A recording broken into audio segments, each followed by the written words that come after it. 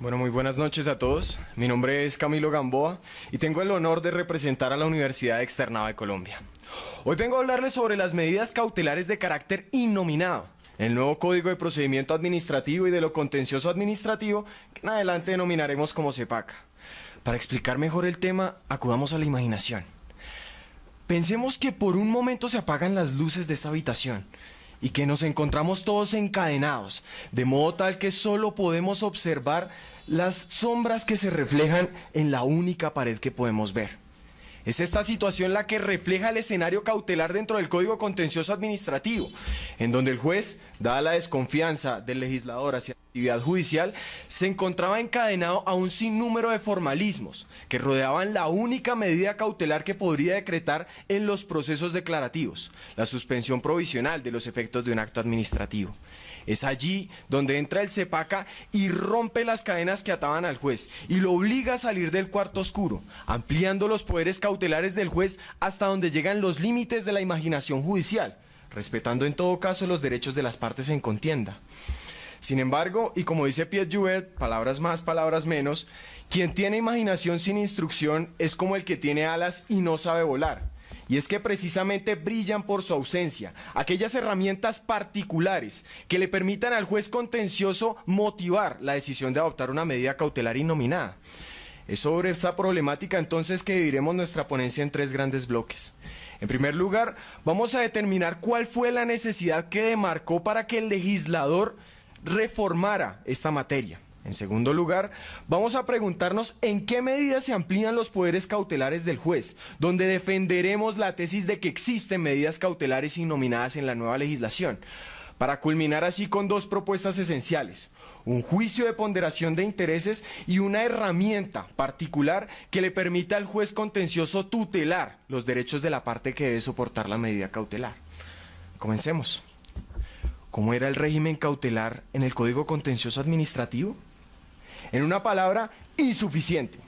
Y es que precisamente existían un sinnúmero de hipótesis que de hecho atacaban los derechos de las partes en contienda en el transcurso del proceso, que no eran cobijados por la simple suspensión provisional.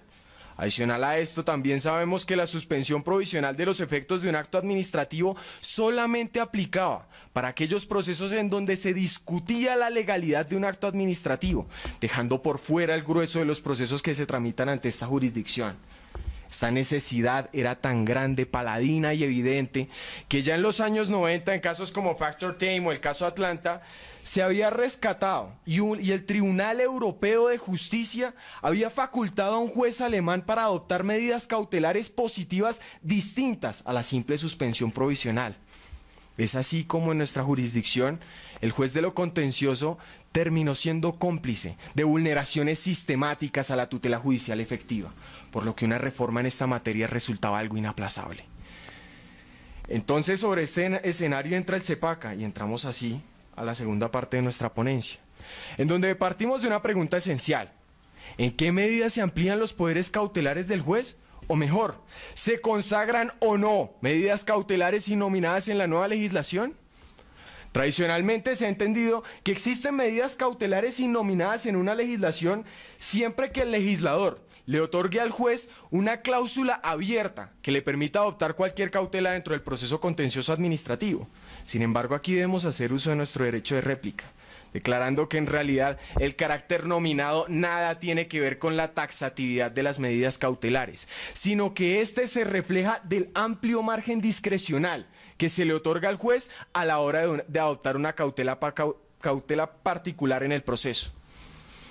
Es así, entonces, como ustedes se preguntarán, ¿cuál es la importancia de clarificar la existencia de medidas cautelares en la nueva legislación? La importancia dista de ser simplemente teórica, pues genera un impacto ideológico y cultural dentro de la sociedad y la administración de justicia. ¿Por qué dentro de la sociedad?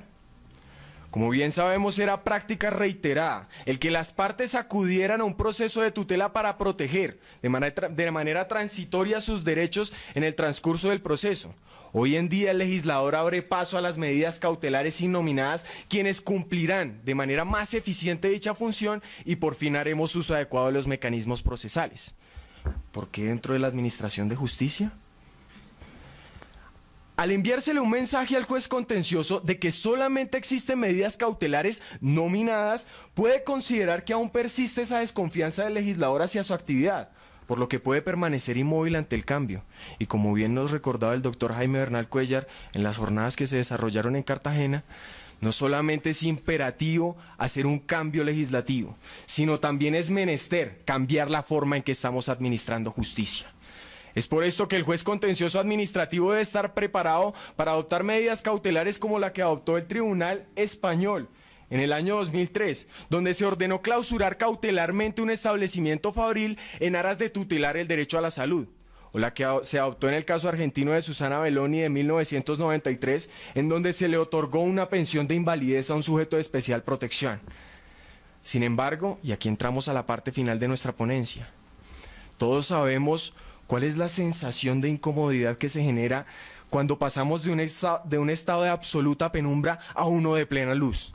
Esta misma incomodidad la puede sentir el juez contencioso al pararse en las puertas de este paraíso cautelar. Es por esto que pretendemos dotar de contenido jurídico un juicio de ponderación de intereses que le permita motivar la decisión de adoptar una medida cautelar. Allí debemos estudiar 3 pasos, a saber, la idoneidad, la necesidad y la ponderación de intereses en sentido estricto.